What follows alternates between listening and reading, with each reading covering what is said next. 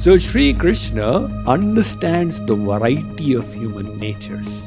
And he says people offer sacrifices based on their propensities in so many different ways. Some people do dravya yajna, the sacrifice of wealth.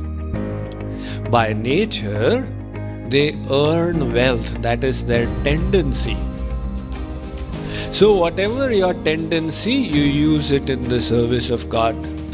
Then there is yoga yajna. Some people, they are attracted to the Ashtanga Yoga system, the eightfold path of practice. However, again, devotion is compulsory because Maharshi Patanjali has 3 times mentioned Ishvara Pranidhanat, surrender to God. And some people love to cultivate knowledge. So now let's read the Bhagavad Gita. They just savor that knowledge. Bhagavad Gita Chapter 4 verse chanting is followed by translation and commentary by Swami Mukundananda.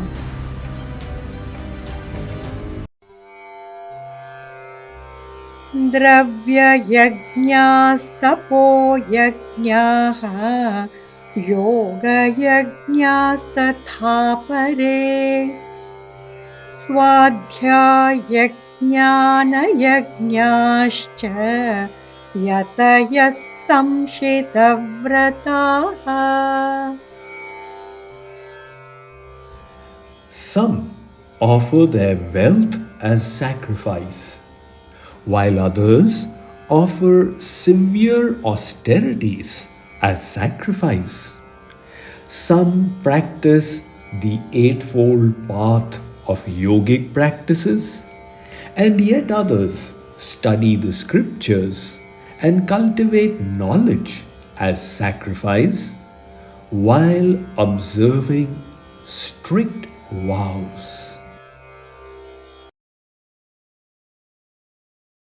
So Sri Krishna understands the variety of human natures. And he says people offer sacrifices based on their propensities in so many different ways. So he is naming out here 4 different kinds of yajnas. The first he calls is dravya yajna. Some people are expert in earning wealth. So what do? They take it and a portion of it and offer it in sacrifice. This word business, somebody analyzed very nicely. The word business has got U first, B-U-S-I-N-E-S-S. So U comes first and I comes later on. The true spirit of business, it's an act of service, where you're trying to satisfy the needs of the others and naturally then deriving profits out of it because the others' needs are being served. But the U has to come before the I. And not only that, the I out here is also silent. It's not busyness, it's business. That means the I must not be overemphasized. When business is done with that spirit, then the fruit of it, the business person decides, okay, I will offer this in charity. Now there are such business people in the world who have that spirit. One beggar was blind. He was sitting with his begging bowl by the roadside with a board. I am hungry. Please offer in charity. Once in a while somebody would come and give something. Until one person came. He looked at the board. So he took the board out, turned it around, wrote something on it and put it there. So the blind beggar could not see what is happening, but through the sound he understood something had been done to the board. After that, anybody who looked would look at the board and give something. His begging bowl got full. He emptied it, got full again.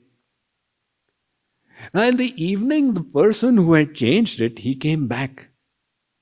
And the beggar realized through the footsteps he's the same person. Blind person's other senses are very enhanced. They, sir, are you the one who did something to my board? Yes. What did you do to it? People have been giving and giving and giving. He said, you had said out there, I am hungry, please help. All I did was, I wrote on the other side, it's a beautiful day. You can see, but I cannot. Please help. So people were reminded of what they have, and they automatically felt like giving.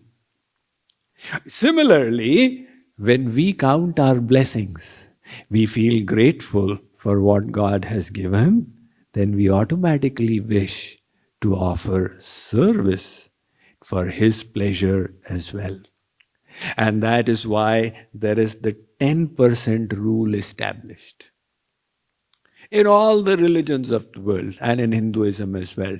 Nyayo parjita vittasya dashamanshena dhimataha kartavyo viniyogascha ishvara prityarthamevacha. The Skand Puran says, whatever you earned, give away 1/10. 1/10 in charity. One other beggar was sitting, and a rich person passed by. This beggar was not blind. He said, sir, will you give me something? The wealthy person said, why are you begging? Why can't you work? He said, I looked for a job, I did not get it. The wealthy man said, do you want a job? Yes, sir. Will you give me? The wealthy man said, better than that.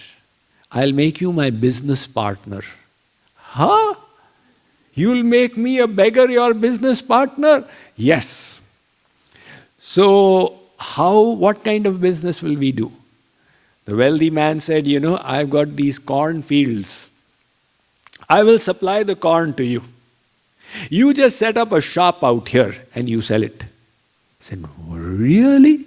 And how will we divide the profits? You'll take 90 and I'll take 10? No. You keep 90, he said to the beggar. I will keep 10. The beggar could not believe it. He said, all right.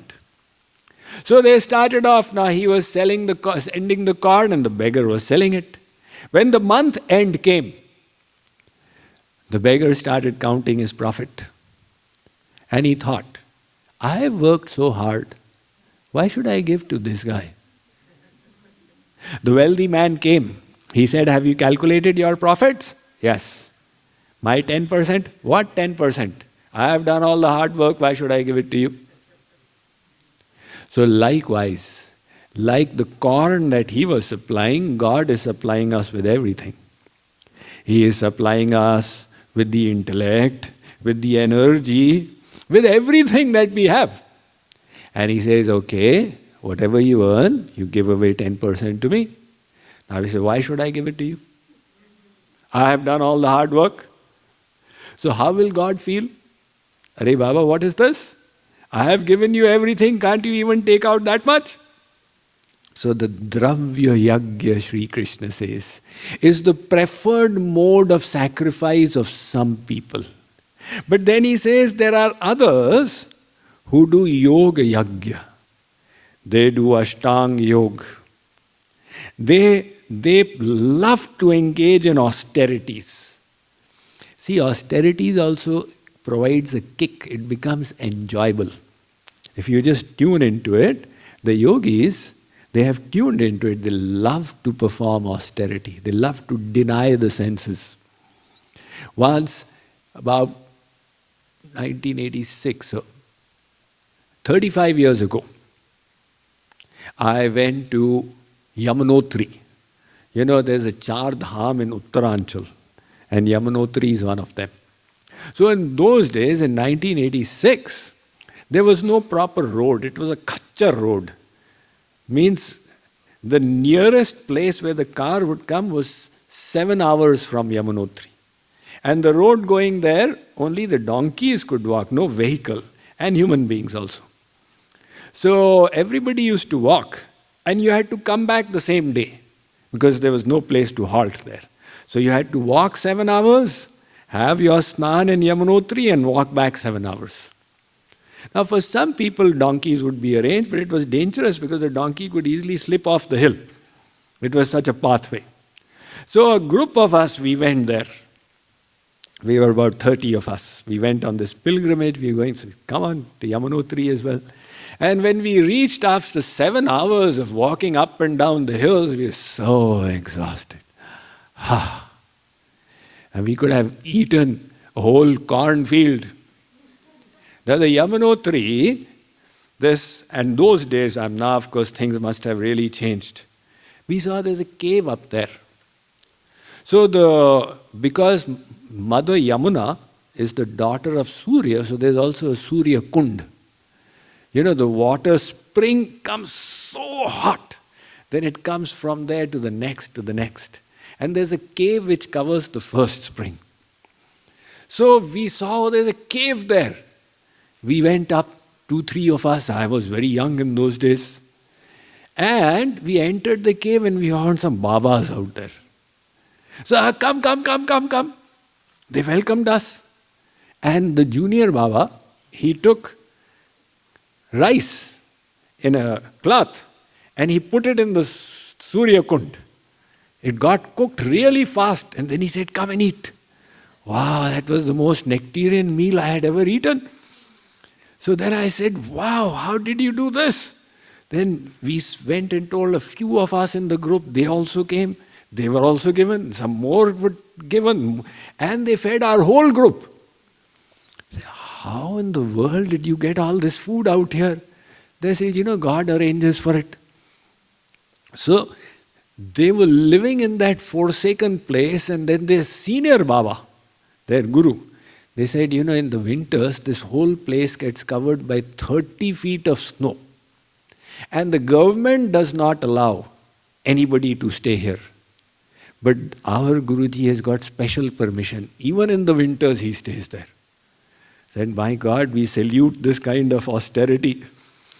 So, Sri Krishna says, some people, they practice austerities and offer that austerity to the Lord. My Lord, I am doing this for your sake.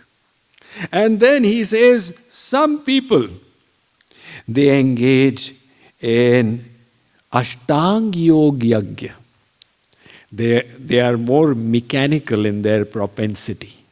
So you ask them to sit in a lecture, they'll say, I don't like it. Ask them to do bhajan, they'll say, my heart is not moved. But you ask me to do something physical like yoga, etc., I will do it. So then they love the Ashtang Yoga system, mechanical system. And the end of that, Maharshi Patanjali says, Samadhi Siddhir Ishvara Pranidhanat. They have to, in that also, surrender to God. The Yoga Yajna. And some people love to cultivate knowledge. So now let's read the Bhagavad Gita. They just savor that knowledge. But again, the goal, sa vidya tan materyaya. Through knowledge, increase your love for God. So how will knowledge increase love for God? Immediately. If knowledge is true, it will increase love for God. Let us say that it is your birthday party and people are offering you gifts. Big presents, big cartons, etc., in special decoration wrapping with fancy ribbons. And you're seeing, wow, everybody is giving me such wonderful gifts. And one sadhu came along and he offered one torn bag. Today is your birthday, God's blessings, happy birthday. You curled your nose, what kind of a gift is this? He said, open it and see. You opened it and there was a diamond studded golden brick. wow, this must be worth $300,000.